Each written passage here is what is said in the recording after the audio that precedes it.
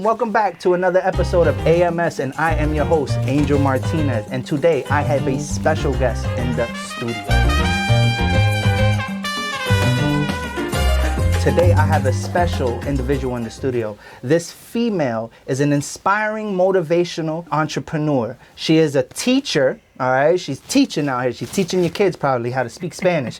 But besides that, let's get into it. Welcome, Olga Guerrero. Good job. You did it. That's really hard. Yes. The roll in the R's is really hard for me, especially that, I didn't grow up speaking fluent. Mm-hmm. So, I grew up with my grandma speaking Spanish till I was, 8 years old. And then from there... Did you guys speak English at the house? Yes, both in school, and then my home is only Spanish because my grandma only speaks Spanish. Nice. Okay. Yeah, so she's Puerto Rican, straight from Puerto Rico. So we only spoke. She wasn't. Nice. She did not let us speak English in the house. Actually, now that I remember that. Yeah. Yes, it was a thing. She was very upset anytime we spoke English to her. Yeah. And that's good because now you know it, right? Well, yeah. She still corrects me from time to time, teaches me how to speak proper. I say a lot of words backwards because of the English language. She's like, niño, no se dice así. Yeah, so she's always correcting me, and That's good. But no, my last name has a double R's and then an extra R, so it's like that. Tricky, Guerrero. It's just rolling. You can also say Guerrero. Okay, cool. Well, I just want to thank you for coming to the show. You're welcome. I know your brother, and I was introduced to you by your brother. He came out here many years ago. Yes, right? He came out to visit you, and then he invited me over, and then that's how we were introduced.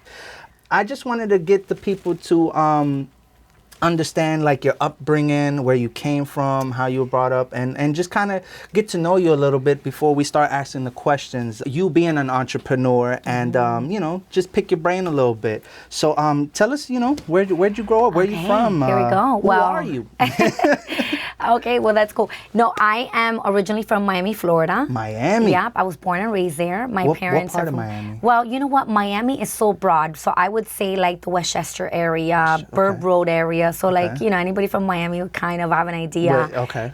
Santa's Enchanted Park. You just say that, people from Miami will know right away. It's right on there. But I grew up literally in the Westchester area. I went to the schools around there and Core Park and West Miami. So my brother grew up more in the Little Havana part. Yes. So my family is from the Little Havana part. They migrated there and they stayed there, but my mom moved us a little further out just so we can have an opportunity for better schools. Yes. And it definitely worked. We moved to a neighborhood where it was a new up-and-coming neighborhood, but middle class up-and-coming. And we were most definitely not middle class, so we were kind of faking it till we made it, Yeah, I get it. And so my mom was like, listen, you guys are not going to go outside and play. You're not even going to sit in the porch. You're just going to, not make any noise so that no one knows. Nothing. We were actually, I'll share this with you. So my parents came from Cuba, migrated, my mom in 67, and my mom in 66, my dad in 1980. And they met in Miami, and, they were the original Bonnie and Clyde in Miami. They have a whole other story. But I grew up there, and then my mom, we were, very low, we're not fortunate financially. So my mom managed to get this voucher program. Back in the day, it was they would put you in the project, right? And the projects were usually typically these specific buildings, right? Shout out the Hancocks. So specific buildings around Miami that, they would designate. And so my mom, one of the buildings where we were living at, the roof fell on top of my sister and I. Yes. From the bath, where we were taking a shower. I mean, we were fine. We didn't get hurt. But, of course, my mom, made a big stink about it. And we went to court and all that. And get that money. Yeah. And then instead, they offered my mom, this voucher program. And my mom was like, oh, you know what? This is actually more beneficial because this is going to be the long run for, benefits for my children.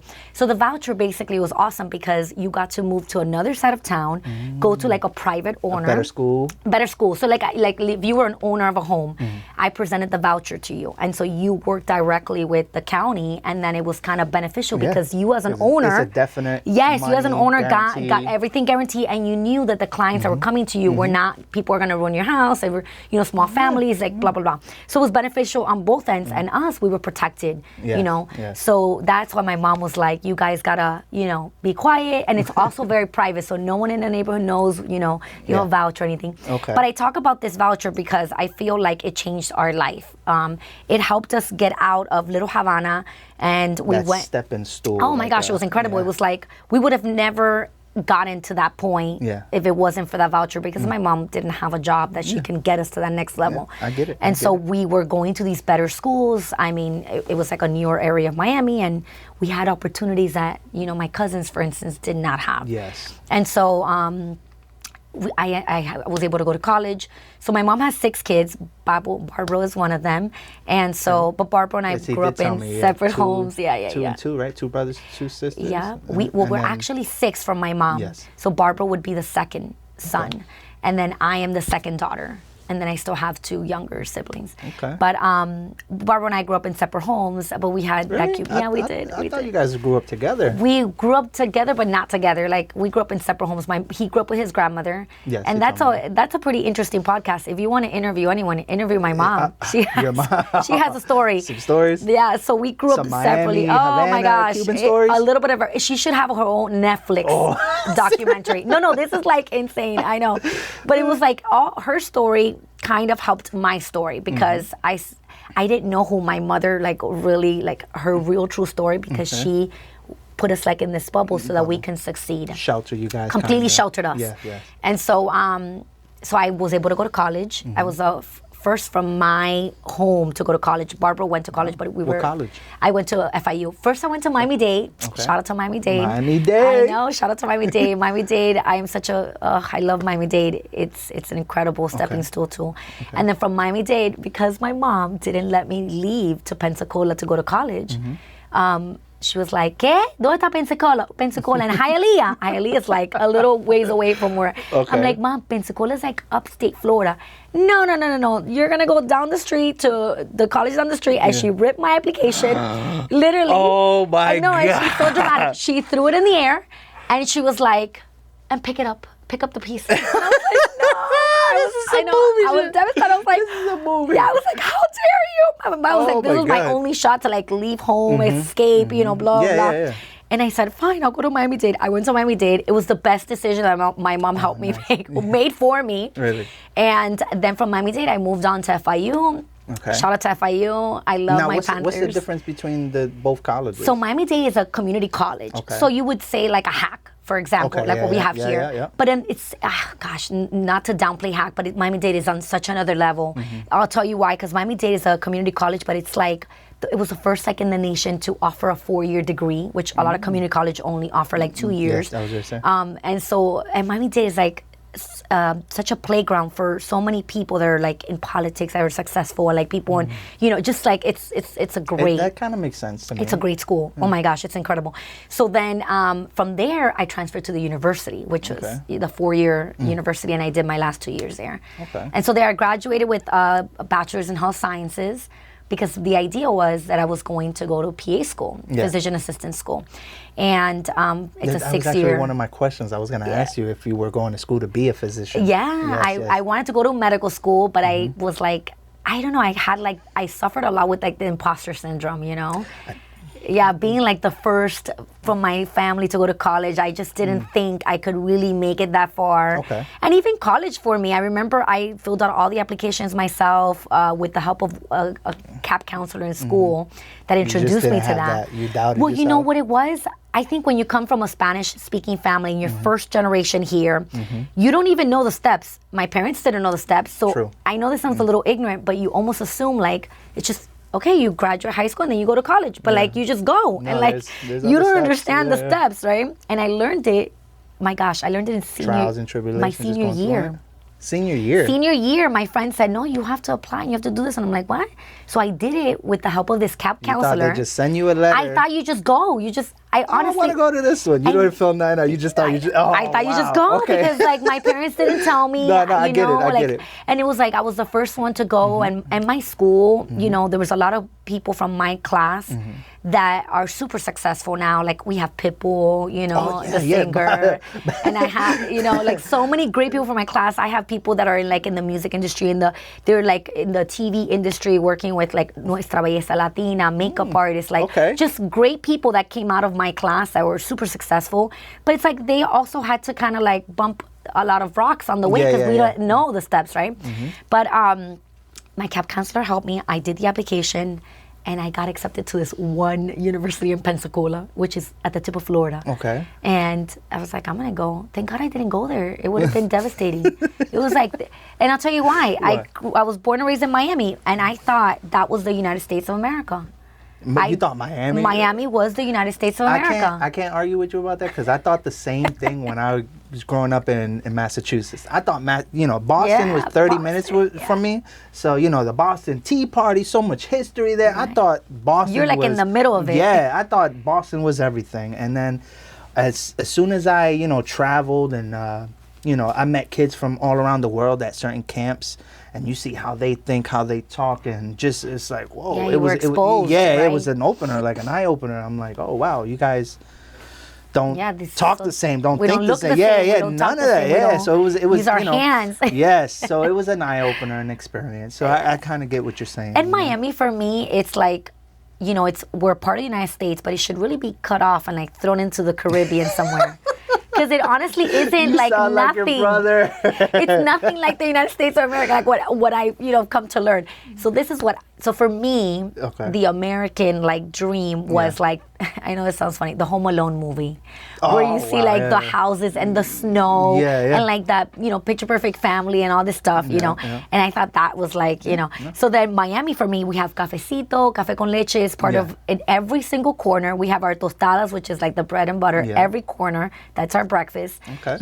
Everybody speaks Spanish, everybody's like you. Yeah. And so when I went to college in FIU, I met my husband. We both worked for the same hospital. Oh, nice. He was doing a residency in family practice medicine. Okay. And even then, it's so funny because I think of this back then. I'm like, my gosh, I was like so immature. I didn't know a lot. So I was working with the residents in the hospital. That was my position, to work hand in hand with one of them. Okay. And I thought resident was like someone that was coming from another country because like you're getting your residency to be here. I had no idea. I'm like, okay, I just have to prepare the records for them, get them to do these meetings. I don't know who the heck they are. I'm working with the residents, these kids that are coming. I don't know who they're. I'm like, they're thinking they're coming from another country to work in some program. Little did I know this is like a residency program for medical school. These are the things that I was, because you're not exposed to these things. I was born and raised. How are you supposed to know if you don't have nobody? This is not part of my culture. Like my United States did not include any of that. So I was not exposed to any of this until, slowly but surely, I started learning. And so then he was in a residency program in he had just finished medical school, this residency program, and he became a physician in a really well-known area in Little Havana. And so we met there and we just started dating, and then Sophie came along, my first daughter, Sophia. She's incredible. And then he said, well, you know what? Family practice is not for me. I see a lot of patients and I just don't feel like I'm getting like that satisfaction. I think I'm going to go into anesthesia. And I was like, oh, that's great. Wonderful. Yeah. I'll support you. Yeah. He's like, yeah, well, I have to apply. That's more schooling now, right? Yeah. He had to do like another residency program, another, internship, like 3 more years. Ooh. And so then I was like, oh, that's great. I'll support you. That's great. I'm doing my thing. You do your thing. That's what's up. He's like, yeah, but I have to apply in other states. And I was like, well, what's going to happen to us? Well, we'll cross that bridge when we get there. We just continued. So I was taking one of the classes and he called me and he said, I got into a program. And I remember being so excited for him. I'm like, this is incredible. I'm so happy for you. He's like, yeah, so it's in Pennsylvania. I was like, oh, this is great. I hung up and I'm like, wait, does that mean I'm moving to Pennsylvania? Wait, where the heck is Pennsylvania? Yeah, I was ready to say, did you even know where Pennsylvania is? No, I did not know anything. Like, you guys, seriously, I wish you knew. Like, growing up in Miami, it's like you were in a bubble. Yeah, yeah. And so, like, you study all these things, but I'm like, I don't know what the heck Pennsylvania is. I'm like, oh my gosh. Amish people? What the heck is Amish people? Like, I'm like Googling, looking for, it's like, okay, no, I can't, I'm not moving there, right? So this is crazy. We ended up moving here. Sophia was 20 months old. I was in my last year of college. I figured out a way to do my last few classes online and get the credit for it. And so we moved here, and I'm like, where's the café con leche? Where's the bakery? No, this was my actually, I'll tell you what my first thought was. I'm so sorry. When I opened the door of the car, I was like, why does it smell like caca? I was like, does it always smell like this? This is terrible. I can't live in a place where it smells like caca. Like, I thought the same thing. I thought I was moving to a hick town. I thought I was in the campos with the campesinos. Like, oh man, it was crazy. But yeah, anytime I'm coming into Pennsylvania, I know I'm in Pennsylvania. Well, imagine I came in August. Yeah. I came in the middle of like so when they're clearing things up. Oh, it's cooking. I know. It's cooking. And then I saw horses and people in buggies, and I'm like, oh my gosh, where am I moving to? I thought it was really neat. But I think one of the neatest things was that the tree, like once we went to fall, I saw trees changing colors. I had never seen this. Like, really? This was incredible. I never experienced 4 seasons. So you grew up in Miami your whole life till you were? 22 years old. 22? 23. I moved here 23 years old. Oh, I'm telling you, I thought Miami was everything. I moved here and I was like, because it oh my God. doesn't snow over there, obviously. No, I was like, my grandmother's right. I'm not an Americana. I told her, Abuela, you need to get with it. I'm an American, okay? I need to speak English in this house. Yeah. And I'm going to marry Josh, which was the only Caucasian American kid in my school. Really? Yeah, and I was like, and Josh and I are going to have like these four little blonde kids with blue eyes. Well, I did not marry Josh, right? He ended up marrying Palomita. But anyways, and they had their 4 little super cute kids. But I ended up, my Josh was not Caucasian American. He was Black American. He was completely the opposite of Josh. And we have these incredible 3 beautiful kids. And I love my version of my Josh. Oh my gosh, he's incredible. But, it was so different to what you think, your life is going to be. And I got here and I'm like, my grandmother's right. I'm not like as American as I thought it was. Like, it was so different. And then I get it. I totally understand. And then I got really like in touch with my own culture, my own stuff is when I really was like, wow, I am so different, and I spoke and everyone was like, oh, where are you from? Because I look a certain way, but when I open my mouth, they're like Miami? I think I'm passing. Right? Like, I guess what you would call passing. People would be like, you don't look very Hispanic, right? Or what they think Hispanics look like, because we're... Yes. I get what you're saying, yeah. Yeah, but we have then... a distinct look. People think Hispanic have, like, a specific look, and I don't look what people think Hispanic, even though we come in all shapes and sizes and variations, but up here, I don't look like your typical Hispanic. Or at least I've been told. And then when I open my mouth, they're like, wait, where are you from? What country? And I'm like, from here. I'm from Miami, Florida. We have our own country, our own language, our own accent. Anyways, and nothing here. I have 3 kids. I have 3 kids, and they all are going to township schools, and I never wanted to leave. My husband was like, well, we're done. It's only going to be 2 years. We're ready to go. And I'm like, I was like, I'm not ready to go. I've only been here for like a year and a few months. Like, no, this is great. So you fell in love with PA? I did. What do you like about it? I love this area. It's like almost like a little well-kept secret, You're right about that. Lids is so special. I love that I can raise the kids in such a beautiful environment. It was very healthy.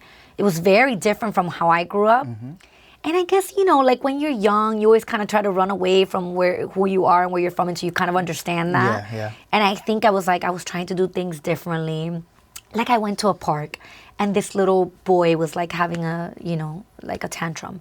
And the mom was like, and we'll just say, Billy, we're not going to do that. This is what we're going to do. And I'm like, y no le metió ninguna galleta, ni un grito, no le dio ni más, por favor, niño, vétete del carro. And I'm like, entra para dentro. And I was like, I kind of like that. Like, I could do that. Hey, Sophia, it's time to go. You think that worked? Billy was like, and the mom was like, Billy, we're not going to do that. That shit don't work. And I was like, I think I could do like half-half. I could be like, Billy, we're not going to do that. mira, dame otra vez para que tú veas cómo te arranco esa mano, coño. So I was like, I could do both. And I liked it. I liked this idea of raising the kids here. And I thought this would be really nice for them. Yes. And so... It is very different. It's quiet. I'm from Massachusetts. I grew up in a predominantly Hispanic town. It's like a safe haven for migrants. So everybody speaks Spanish. Everybody's Spanish pretty much. Same, like right? literally a couple black people, couple white people, mad Guatemaltecos, mad Dominicans, and a handful of Puerto Ricans. So everybody's just Spanish though. Right. So when I left there and I came over here, and then the predominantly white and black and a little bit of Hispanic. Yes. It was just like a culture shock. I'm like, looking for the corner stores, looking for, you know what I mean? Like that crowd, and it took me a while, but, it is different out here. It's a lot cleaner. It's a lot quieter, like you're saying. It's quiet. And the area that we're living in is a little, like Lidditz is very quiet. And at that time, it was very underdeveloped. Now Lidditz is like super developed. Yeah, they're building. And then the nice part is I'm 10 minutes away from Lancaster City, which I love Lancaster City. I live in the city. I live on the borderline of the city. I love the city. For me, it's like my playground. I love it. I feel like it's a little piece of home. It's historical. It's super historical. Across the street from my house is a monument of George Ross, one of the guys who helped write the Declaration and sign the Declaration of across the street from my house. That's incredible. When I moved here, I moved to Lidditz, but I moved to Lidditz because it was right next to the hospital where my husband was going to work, and we could not live more than 20 minutes away. So an interesting story. We get here, right, and we're looking around for a place to live, and we hire someone, like in the real estate, not to buy, but just to help us find a place to rent. Yeah. And she sees a Hispanic and a black interracial couple together with two Russian names, right? Olga and Ivan. Two of the most common Russian names. So it's like she probably saw in our application, oh, this is Olga and Ivan. And then his last name is like short, and mine is Guerrero. She's like, I don't know about these last names, but they're definitely a Russian couple. And then here we are. I'm like, this short Hispanic girl that doesn't even look like the Hispanic. And then this black guy, and she's like, what? So she takes us in our car. She was super apprehensive about the whole thing. I mean, I felt the vibe. And then she said, you know what, do you have to live in Lidditz? And I was like, well, we have to live about 20 minutes away from the hospital. I was like, why? And she said, I think it would be better for you guys to live in Lancaster. I had no idea what she was referring to. I just moved here, and I was like, oh, okay, well, how far is Lancaster City? And she's like, it's about, 20 minutes away. You'll still be close enough to the hospital. I was like, oh, okay. And then I was like, well, we should probably go take a look. Let's see. I was like, oh, the city is great, blah, blah, blah. She's like, yeah, well, maybe I'll give you guys the addresses and you guys can go. And I was like, oh, okay. Wow, well, why is it? Why? And she's like, well, I'll just tell you, there's this really nice bakery in the city, and my kids and I love the bread there. But she said, I always tell them to duck their heads in the car when we go. And I'm like, wait, why? And she's like, oh, the last time there was this big fight in the playground, like the basketball team. Yeah. I come from Miami, like a fight in the playground, like that's it. I was like, wait, what are you talking about? She's like, oh, it's so dangerous. And then I was like, I still didn't understand. Telling me to come check out some houses. Yeah, and I'm like, well, I'm not understanding. I'm like, why is she telling me to go over here if she says apparently it's dangerous? And I couldn't. Listen, in Miami, the thing is, it didn't even nationality. Well, I didn't even. She's thinking you guys should be over here, not over here. I didn't even fall into that realization until much afterwards. Why? Because I'm from Miami. Well, we don't grow up thinking about race like that. Yeah, the majority is black and Hispanics, right? So it's like we don't even. I'm telling you, Josh was the only Caucasian white kid in my school because his parents, I think, were in the military or something, and like he was moving around. So I mean, that just tells you, we were just. This was our community, so race was not a.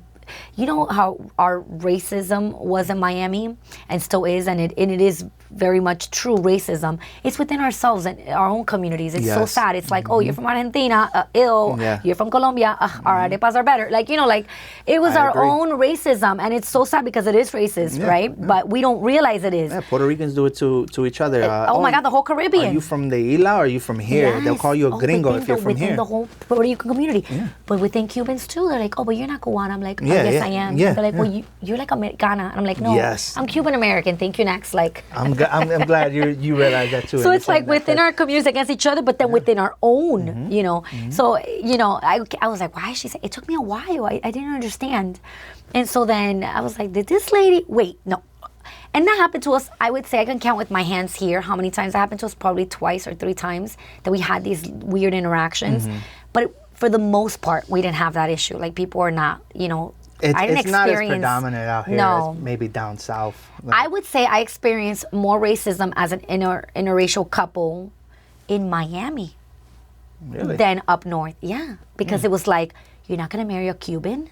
Like, okay, I could see. What do you mean? I kind of went through, my girl's black. Like that. Yeah, my girl's black. Okay. Oh, yeah, I met her. Yeah. She was born here in Lancaster. It's kind of the same thing. Like, you know what I mean? I had family members say some things like, you know. And even like people I worked with are like, wait, you're not going to be with, I'm like, no, guys. I want to be with whoever I fall in love with. Yeah. Since I was a kid, though, I always been into darker women, darker skinned. No. And then, so, you know, it just worked out for me anyways. But, you know, my girl's amazing. Shout out. You, babe. Love you. But, let's get into some of these questions. Your story is amazing. Oh, my goodness. I mean? It was, Thank you. I was long there. I know. Don't worry about it. We can keep going. All right, first question. What inspired you to pursue your career in teaching?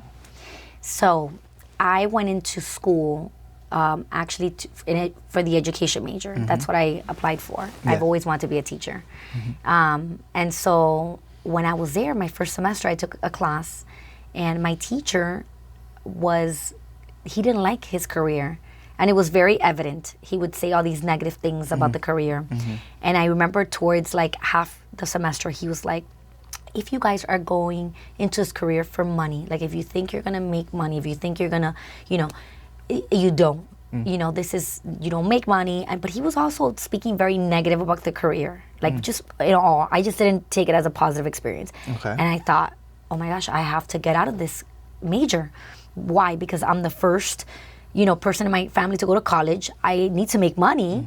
You know, my whole family is like, you know, I was just like, I can't be in this area. So I switched to medicine because it's promising. You know, there's a bunch of different avenues, and I was already working in a hospital. And so I did that, and I went for nursing, then I went for PA, and I graduated with health science and minor in psychology. And then I had my kids.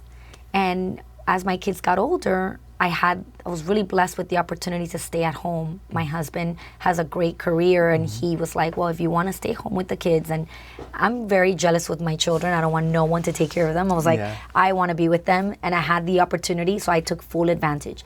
And so I created this little room in my home, and my dad called it the kindergarten room. And I started teaching the kids, you know, way before they ever got into school, very, very little. And I just would start doing like a whole classroom experience, kind of like a Montessori, without really realizing giving it was yourself Montessori. Like experience in a way. I loved teaching my kids. They were very receptive, and so I enjoyed it. It was like my thing. We had a whole, you know, schedule every day, and that was like our time. We spent a lot of time in that room, and I loved it. And so then it was time for them to go off to school, and I was just like, no, like I want to continue teaching my kids. So I went in to like help in the school, and my kids went to a Montessori school. So it was a very open environment, very welcoming environment. So I would go and help the kids with reading, and I would help with different things, right? And one day the director came to me and said, you're always here. Like you don't drop off your kids and leave. Like you drop them off and you stay. Do you want to like get paid for this? And I was like, oh no, I'm not a teacher. I just I love being with kids, and I love teaching, and I get the opportunity to be with my own. So she's like, no, but like we need like a science teacher. And I was like, well, you know, I do have a major in science, but it's health science. She's like, no, it's fine. I think you could teach science. And in a private setting for school, the rules are a little bit different. I do have a degree. It's not an education, but I have a science degree. So it was like, you know, you can kind of work with that. And so, and they knew me. They knew my kids. It's not like I'm like the stranger. No, you know, and I did all the paperwork, background check, the whole nine. And I started teaching science.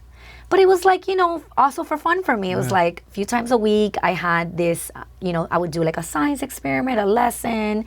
And I was like, I used to love preparing for this. And, Montessori gave me the ability to create my own lessons. It was not monitored because they trusted me. I would still present them, but it wasn't like, you have to do this, Yeah, you got to teach so them this. I was very creative. I loved it. And I would bring in my kids. Like, so my kids would come to my class and they were also learning. It was such a beautiful experience. I did it for a year. Then I had this young teacher coming into the scene, and she's like, I really want to be the science teacher. I teach now after school programs, but I really want to get into this role. And I said, you should take it because she's this young teacher. This is what she studied in school. And I was like, I'm just really doing this because I was asked and because I love it. But if you want, this is what you want to do, go ahead and take it. So I told the director, was like, hey, listen, so-and-so is going to take this role. This is what she really wants to do. I'm okay with it. And she's like, okay, that's fine. I was like, yeah, so this is it. And she's like, no, we need a Spanish teacher. And I was like, listen, letting you go.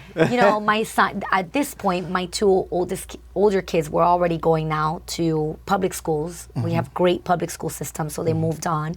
And my younger one was in the school. And I was like, my younger one is leaving this year, so, we're good. I'm probably not, you're not going to see me again. And she's like, no, but we want you to stay. Like, you're really good at this. And I was like, listen, I speak Spanish. I'm fluent, obviously, but I don't know how to teach Spanish. She's like, Olga, you could teach anything. And I was like, no. And she I guess she saw something in me that I didn't see in myself, right? And she's like, can you please try it? I think you would be way better than, Spanish teachers we've been having. Like, I think you're going to like this. And I was like, okay, fine, I'll try it for a little bit until you find a Spanish teacher. I fell in love with it. It was like way better than science. I didn't even know I had this in me that I could teach Spanish, right? And I just got so creative with it. What age group are you teaching? Yeah, so I started anywhere between 2 years old all the way to like 12. Wow. I started with the little ones first, 2 to 6 years old. And then I gradually moved on and I was teaching the whole school. Wow. I took that on, and I'm telling you, I loved it. How many years you did that? I did this for like 8 years. 8 years? Yeah. Are you still teaching? Yeah, I'm still teaching now. But now I'm like I'm a more private. I'm like in an independent setting. Yeah. Yes. I think that's what your brother was telling me. So what happened was, a separate a lot of those program parents where you teach even parents? Oh yeah, I teach adults too. But a lot of those parents came to me and were like, "Hey, can we pay you to teach our kids after school?" And I was like, "No, I don't do this on the side. Listen, it's just something I picked up." And they're like, "No, but we like my kids love you and they love learning Spanish." So I realized at some point Spanish is something that people really need to connect in a really positive way for them to be able to learn it. And I don't think that it's only for Spanish. I think it's any language. In reality, it's anything you're learning, but specifically a different language, because it's so hard to learn a different language, right? That you're not exposed to. So I don't know, I kind of made it really fun for them. Like I took pride in making sure that they loved the language. And in part, that was like them loving me. Like, they loved me, so they associated that with Spanish. And so they just wanted to keep learning, and I had so much fun. So I started teaching 2020. The pandemic hit. Yeah. And then parents kept coming to me. They're like, hey, listen, now there's, now we don't have school. Can we pay you to teach our kids? I'm like, listen, I don't know. And so I have to share this story because it's so important to me. I have this friend. Her name is Dr. Erica Powell. Okay. She's an extremely incredible community leader in our community. Her mom, she learned how to be such a great community leader from her mom. Her mother's very, very involved also in our community with different programs. But Dr. Erica Powell is an ER physician. She's the director of Ephrata Hospital now. And she also believes so much in me. Like, she's just one of these friends. They're like, oh, God, you can do so many things. Like, you're just so good at all these things. I'm like, what? So she came to my house 2020, and she said, she called me outside. We were distancing. And she said, I am not going to stop this year until I make sure that you teach full-time. Like this is going to be your thing. And I was like, Erica, I just do this for the love of it, for fun. You know, it's like my hobby. She's like, no, you need to understand. You need to do something with this because you are what our community needs, you know, in this area. And I was like, I don't know.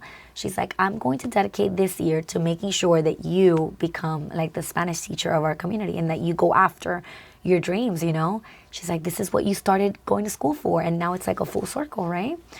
So I was like, crazy. Wow, she made me cry. I was like, you're going to like dedicate time for me? Like, you're such a busy woman. And she's like, no, I really believe that this is going to be beautiful. That's amazing. After that, I took off. I was like, I guess I could do this. And I started off doing small little pods in my house. Yes. And like in the backyard. And then. Yes, I remember you showing me pictures. I have this really beautiful creek area. Yes. And I'm like, why not mix it? And I looked at my girl, I'm like, we're bringing the kids over. Yeah. I made like a nature in Spanish, just to like a really fun environment. Yeah, it was outdoors because it was 2020. Yeah, yeah. So, you know, distancing and all that. And then that turned into like this love of nature in Spanish and just being a little bit more like Montessori style, free, you know, not structured. It was awesome. And from there, that's it. Been teaching ever I've been since? teaching. I have a little spot that I rent out and you know. Now in that spot, you're teaching kids and adults? Teach kids. Yeah, I do. I teach kids and adults. You want to let everybody know where you're teaching? So the classroom is actually in Lidditz Pike, 2669 Lidditz Pike, and it's Suite A. And I set up a little classroom there. It's under, if you Google it, it's under Senorita Olga Spanish Enrichment. And so, you know, we have a really nice like Montessori style classroom there, and the kids, they love it. They come in, they're like, we love this place. It's so nice. Awesome. And I kind of mimicked what I created for my kids when we were at home. Yes. Plus everything that I learned in Montessori. You know, Montessori was such a good foundation for me. Because I learned from those teachers. I learned from that program. And then that's what I base my program, like kind of that style. Awesome. And the kids love it. It's so much fun. Cool. All right. How did your Cuban heritage and your upbringing in Miami shape your career choices and your entrepreneur spirits? Oh, wow. I think it's everything, right? It's everything. It has everything to do with it. Okay. You know, I really got in touch with who I am and where I come from and my culture living here. I think I appreciated it more living here. I think they, like, you being a Spanish teacher and people asking you to teach their kids, like, that's like, they want your culture in a way. Yes. Yeah, like, they want you to teach your culture. That's exactly it. That's I was like, wait, people really want me to teach them? Like, you're going to pay me to teach your child how to speak Spanish? And they want... And it's something you learned free. Just literally like something that I got for free in my household. And I used to tell my grandma, Abuela, we need to speak more English. Oh my gosh, I can't believe. And my mom, my dad. Look at that now. Wow. How they wouldn't allow you to speak English. Yeah. And now you're teaching. Yeah. Isn't that crazy? And I never thought. That's wild. Okay. I hated Spanish class in high school. Well, we had to mandatory take it from first grade all the way to eighth grade. It's mandatory in Miami. At least it was. I don't know anymore. But it was mandatory, right? It's not mandatory here. My son doesn't. Oh, no. Everyone was mandatory first to eighth grade. After eighth grade is a choice. So definitely I did not take it after eighth grade. I'm like, I'm done with this. Like, right? Thinking, right? Yeah. Thinking, I don't need to do any more Spanish. I didn't even learn English being born and raised in Miami. I didn't learn English until first grade. You know, like first, second grade, I was like I was placed in ESOL classes because I didn't know English. I heard of ESOLs, yeah. It's like where kids from other countries come. Yeah. And they're like, hey, what country are you from? I'm like, I don't know. What do you mean, what country? From here. I was in a class like that. It was all Spanish kids. They only spoke Spanish. No English at all. It was terrible. Exactly. So I think my whole culture is everything to me. It inspired me completely because the way that I teach Spanish is I don't sit you down like A, B, C. I teach the culture. Like we make empanaditas. We learn about different musical instruments. We learn about how these Spanish countries are so related, but not as well. Like their communality, but their differences.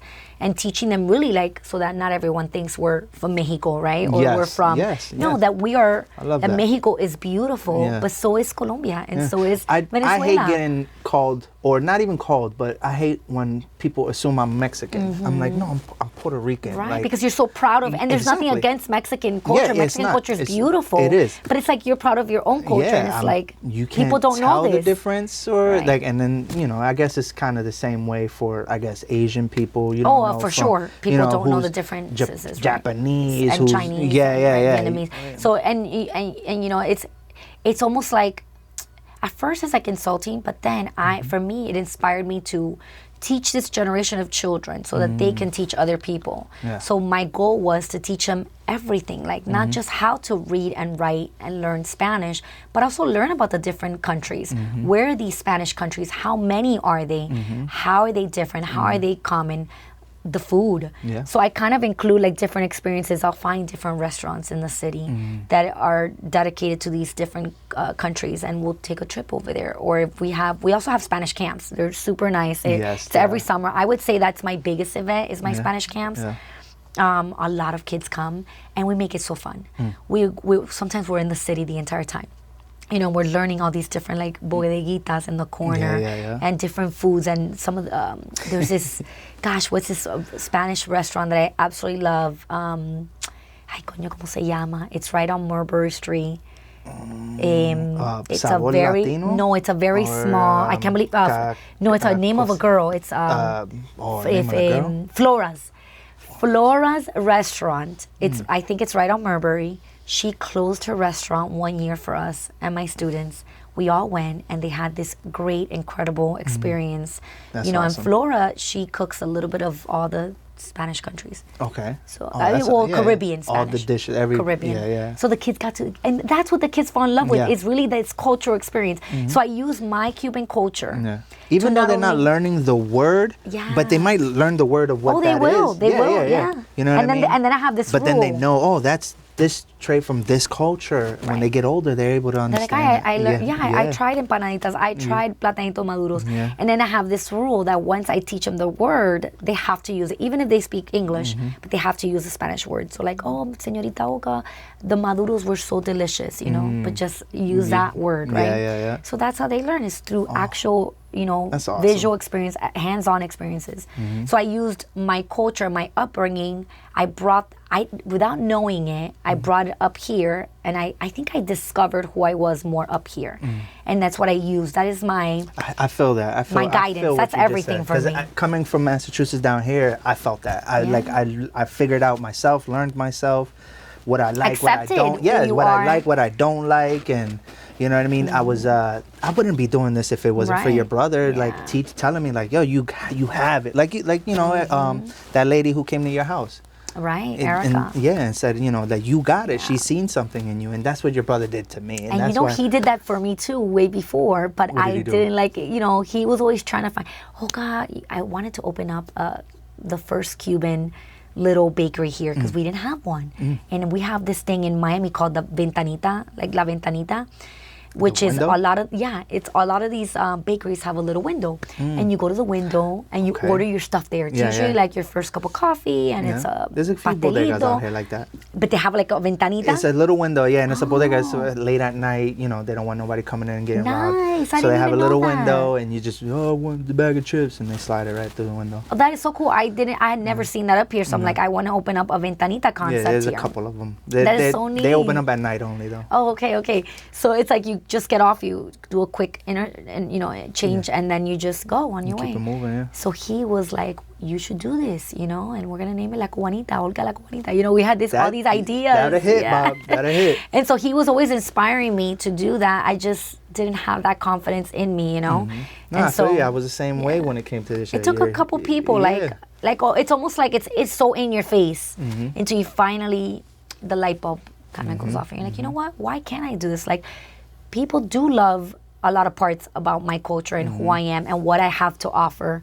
So why not share it? You know, it's like you're teaching your culture. Yeah, that's exactly what it is. I'm teaching people about, you know, how different we are, but how, most importantly, how much we all have in common, you know? Yeah. Because my students tell me, like, they're so funny. First of all, they think I live in school. So they see me in Target and they're like, what are you doing in Target? Buying school supplies? You're not in school. But you know, they see so much, they see me like, there's so many things about me that are different, but they also see so many things about me that are the same as them. And so they're like, wait, you eat tacos too? Miss Olga also does this, and Miss Olga also does that. Oh wow, we're not so different. And I think that's the most like special part of the whole thing. I love. So it's like, you know, it's like my guiding force. My culture is my guiding force. Nice.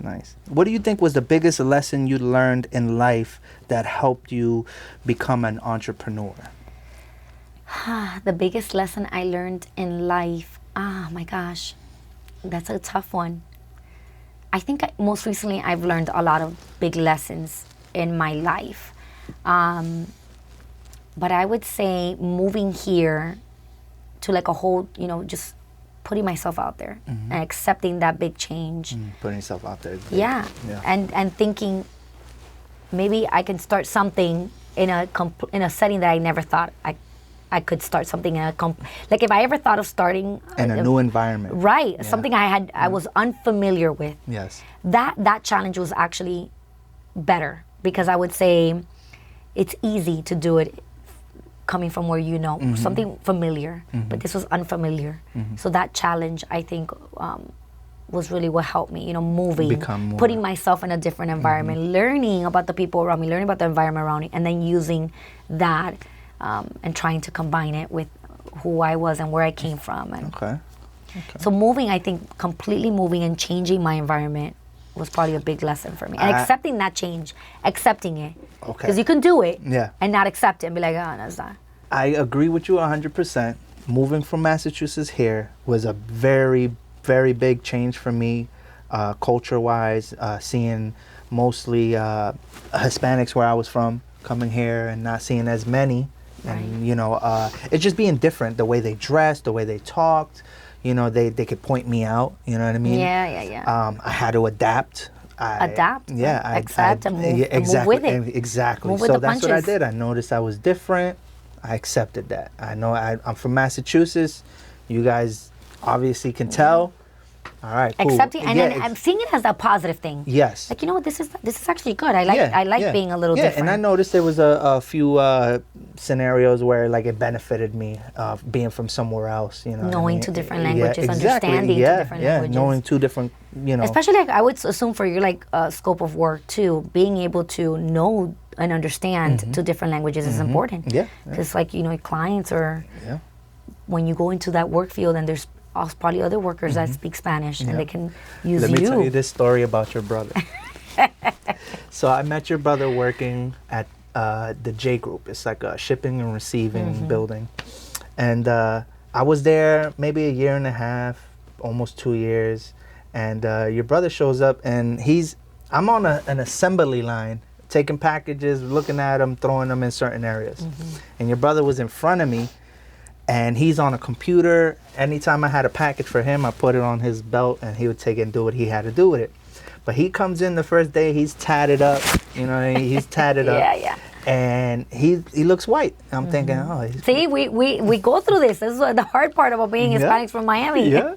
So I'm like, he's a white guy. All right. So I'm working with another Spanish guy, and the Spanish guy is talking mad shit about Bobby's tattoo. Oh my God. And I'm like, you think he's Spanish?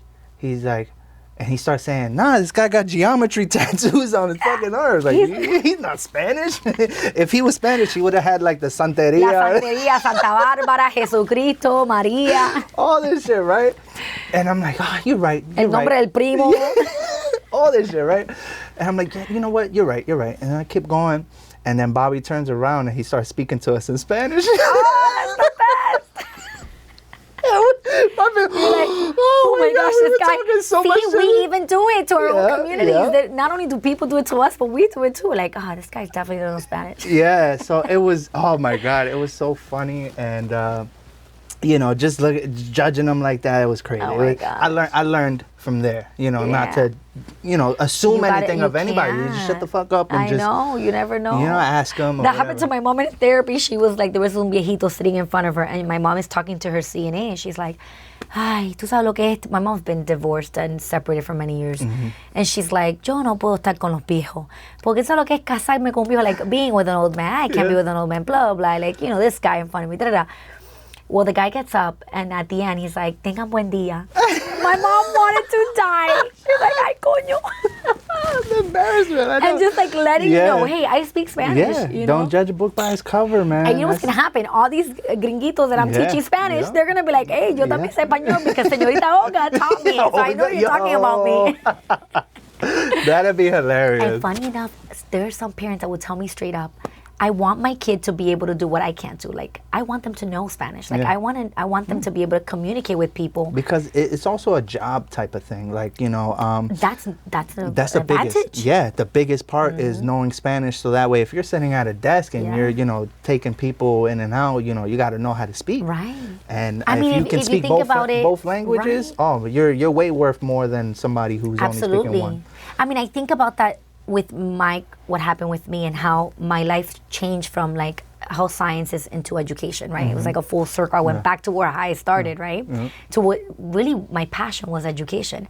But I didn't do it because I was afraid of the money aspect, right? And so when I was young and I was like, I'm not gonna make money, I can't do this. But then God was like, no, this is your talent, this is your passion, and I learned money comes later. If you focus on your passion, and you master it, and you make it everything for you, and you dedicate your time to it, that's when the money comes. The money doesn't come like if you kind of do your passion on the side. No, you gotta make it your full. That just motivated me right now. You don't even understand. And that's when the money comes. Like, the money doesn't come like that. You focus on your passion, you master it, and then money comes. Like it just by itself. And so that I learned that, and then it's kind of like one of those things where I was like, wow, I got an education job, not even looking for it. People begging me to do this. Yeah.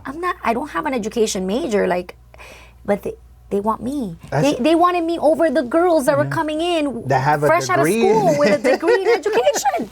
Wow. With like a 22-year-old that was coming in. How did you feel when you had parents, or just not just parents, but anybody asking you to please teach my kids, and you're like, it was overwhelming at the beginning. Was it? I'm gonna tell you, there were so many people asking me that it was overwhelming because I didn't believe in myself. I'm like, wait, what if I don't do it right? Yeah. What if I mess up? I mess up. What if my biggest thing? I have this big thing with money. Like, I like to teach. I like the art of it. I like that. I don't like the business part, right? Of anything. I'm just not good at it. That is not what I'm good at. So I was like, I don't want to get into like the finance part of the money part of it. Yeah, give me $400 a week. Right? What? And the thing is too, it's like, but then this friend of mine. That kind of throws them off a little bit. Well, this friend of mine, Erica, she came back around and was like, you are valuable and you have to see your value. And you have to charge for that because... And she has a child too, and she's like, I'm paying the X and X amount of money, $40 an hour to teach for someone to teach my child, how to do taekwondo, how to play the piano, how to do things that we cannot teach, and I'm willing to pay for that because that's what I want the experience for my child to have. You're just the same. So she's like, find your value and then up it. She's like, find it and up it. Hear that? And find do your that. value. And I was like, okay, I could do this, and then that's what I did. That's gonna be the title of this. And then when I did it, people were like, okay. And I was like, really? Really? Like, for real? Like, it's not a lot? And they're like, no, okay, when do you want to start? And I was like, okay, we can start. Yeah, whenever. Let's do this. Wow. And then I found that value. And now it's like, my time is very valuable for me now. Okay. And it's like, I love focusing. I love teaching. So it's like, okay, this is a time we have set for it. This is, what it costs, and this is what we're going to do. And that's it, people. If you want to do it, you do it. And if you don't, they're not going to come. And that is okay. And that's okay. I'm here for whoever wants it. Okay. How do you define success, and how has it evolved over the years? Wow, that's cool too. So for me, success, at the beginning when I first looked at this, right, when I was younger, I thought it was financial, right? Like, I gotta make money, I gotta, buy a big house, and you want the American tree and the white picket fence and like that Home Alone. That's that thing the dream right there. The white picket fence. And also I wanted to do something that was worth it because my grandparents and my parents left everything that they knew, not by choice, because of dictatorship, and they came for a better opportunity. So they sacrificed, and my mom paid the price of that sacrifice, and I had to do something different. Like, I had to use that as my motivation. So my success first was making sure that I had my finances together, right? That I could afford a home, that I could buy a home, that I can sustain my family. And then over the years, my success looks very different now. And I think it's getting up and doing something that you love, that you're inspired to do. that I think is more successful, because I can charge you X amount of money to teach your kid. But if I don't love what I'm doing, you're not going to learn. And this is not going to be successful, right? It would be short term. So I think the long term of anything would be like how much you enjoy it. You know, finding a way to love it. What is it that you love about it, and deciding to move with that. So my success today looks very different. It's like from very different, yeah. I think my number one success, I would say, was raising my children. Like raising humans that I can put out into society, and they're good people. Yes. That has been, you did your best, and that they're good kids. Yeah. And that I dedicated all my time to. My number one, I think, success is being a parent. Like that is over everything, and I never thought about that when I was younger. That was the greatest answer. Yeah, I love seeing my kids live such a happy life, and I love seeing that my kids have benefited so much from the sacrifices of my grandparents. I kind of see it this way: my grandparents suffered, and then my mom also, she suffered the trauma of that sacrifice that my grandparents had to make. It was a huge trauma for her. She was 13 when she left, and she had to start a new life, and that was traumatic for her. So it was really hard for her to build a life, because she was so stuck on these traumas. I feel I paid a lot of the price for my mom's trauma, and now I think my children can fully benefit from this. I'll share with you, this is super, I always tell this to my kids. When my husband's mom, so their other grandmother, was 13, she was picked one out of 13 kids to integrate white schools. So she's from Key West, Florida. So my husband's mother, which is my children's grandmother, direct grandmother, was picked to integrate an all-white school. So what happened was, Florida? In Miami, Florida. So during segregation, both my children's grandparents on my husband's side both lived in segregation times. So during segregation, what they did, instead of, when they integrated the schools, they didn't just like pick a school and bring both communities together. No, they closed down the black schools, and they handpicked or provided like an exam. Then they made it like they made it to like a level where they're not going to want everyone to pass. And they picked, and then the schools got closed. You get education, you do. If you don't, you don't. The schools are closed. And then these kids have to go all the way to the other side to integrate the white schools. No, this happened all over the United States, right? But I know this directly because this happened in Key West, and she shared this with me. So she was one of 13 that went ahead and integrated Key West schools. This is what she was doing at 13, while going through your puberty stages and your regular teenage, She was walking across town where they, threw rocks at her, spit at her, called her names, and she still went with a lot of pride to integrate these schools, right? This is a huge milestone for her, breaking point in changing history. At the same age of 13, on the other side, across literally 90 miles from Key West. So this is in Key West. 90 miles from Key West was Cuba. And at 13, my mom, my children's other grandmother, was leaving Cuba to come into a whole new country, leave everything she knew, just like my other children's grandmother, and then start something brand new. So then I told my kids, and you guys at 13, all you have to do is put away the dishes. I am not asking for much, right? So it's like you guys my gosh, how beautiful to come from these two historic paths and really benefit through. Like my daughter, she does plays in the Fulton Theater and has the opportunity to just go in and say, hey, I want to try out. She doesn't have to, they're not going to segregate her. They're not going, she doesn't have to live those. She can do whatever she wants. If she wants to play soccer, she goes and plays soccer. If she wants to, she is benefiting directly from this. Best times right now. These two grandmothers paved the path so that she as a woman can really do whatever she wants to do. And I'm just here to support her. Like, okay, you want to do this? I will support you. What do we need to do? That is that's beautiful. And we're not talking about 100 years ago. No, we're not. We're talking about that directly. Almost, but like. We're talking about, she's. One person ago. Yes. Yeah. And I'll even share too, my husband's great-grandfather. So my husband's, his grandfather, not even great. Okay. So his father's father was an orange picker in Florida. He picked oranges in Florida. That's what all he was able to do. That's all he was allowed to do, right? Because it was during slavery times. And my husband's father went with all his brothers and sisters. They all went to college, right? And so from the orange picker father, right, they all went to the universities, but it had to be an HBCU, only historically black schools. Yeah. So my husband, when he had the opportunity, he grew up in a different time where he could apply everywhere, right? He went to UF, University of Florida, and they were like, oh, why are you not going to go to an HBCU? His family's asking him. Yeah, like follow the tradition. And it's like, because I want to do something for you guys that you guys weren't able to do. Like, I'm going to go. And he was part of like the 3% of black kids that were in UF. But he went, and he went proudly. And today he's a doctor. Yes. His grandfather was an orange picker. He is a physician.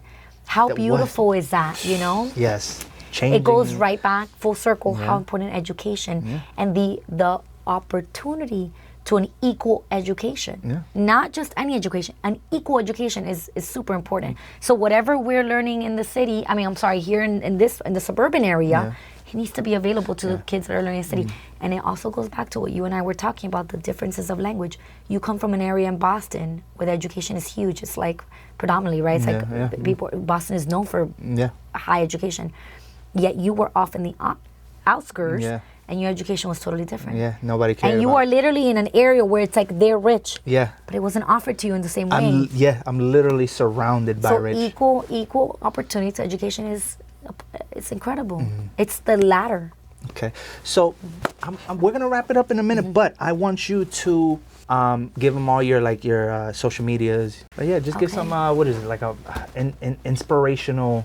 You know what I mean? Speech right now. I think for anyone that is looking, that is younger or even at my age, I'm 40 now, life is changing constantly. It's evolving, and you have to just go with it. Most recently, whenever I got to 40 years old, I saw my life being very different than what it is now. And so many different things have happened, but we have to just keep going. We have to just roll with the punches and believe in yourself. Like, I think that's one thing. If I could speak to my younger self, was that you could do anything and you should try it, because we only live one life. So why not try it instead of living with like that, what if I would have done that? Try it. If it doesn't work out, it didn't work out. You move on to the next thing. And that's what life is about. It's not like what society expects of us to do at a certain time. It's what you are prepared to do and what you push yourself to do. So constantly evolve, keep trying, and keep changing, keep evolving, because that's really what life is about. And do it. Just go for it. Who cares if you fail? You do something different, And everybody's failing is so different. So just go for it. Anything you want to say to the young entrepreneur females out there? Oh my goodness, I love young entrepreneur females. I think definitely education is huge. Value your teachers, value your education, and use it. Move forward, believe in yourself, invest in yourself. Money comes later. Invest in your passion, work in your passion, and it will all come together. And sometimes you start off in one area and then it guides you, like what happened with me. It guides you to where you're supposed to be. But everything you learn in life, it's like almost like a puzzle. It's for the end point. So I've picked up here and there, and then now it's all helped me. So just keep going. And even if I've been the only one in many tables, in many rooms, and I look at my husband. Female? Oh yeah, as a young Hispanic or even a Hispanic female, in tables where there has not been another face like me, another language like me, accent like me. I've stood out. And even my husband too, he's always the only black man in the room, right? And don't see that as a negative. You know what? Appreciate that and create spaces for another young Hispanic woman, another Hispanic woman, another black woman, another, black female. Create those spaces, not just keep them to ourselves. Be there, own it, and then create the space for more. Hey. Yeah. All right. Where can everybody reach you? Give them your socials. I think the most easiest way is going to www.senoritaolga.com. You don't have to put the ñ, just senoritaolga.com. And there you're gonna find opportunities to come to Spanish camps, Spanish lessons, and even like a bunch of workshops that we have available. You can also reach me at my social media is Instagram, and it's also Senorita Olga. It's at Senorita Olga. Yeah, that's it. And you guys can find me there and reach out to me. All right. Yeah. All right, guys. Well, thank you for watching this episode of AMS. I am your host, Angel Martinez. And until next time, peace.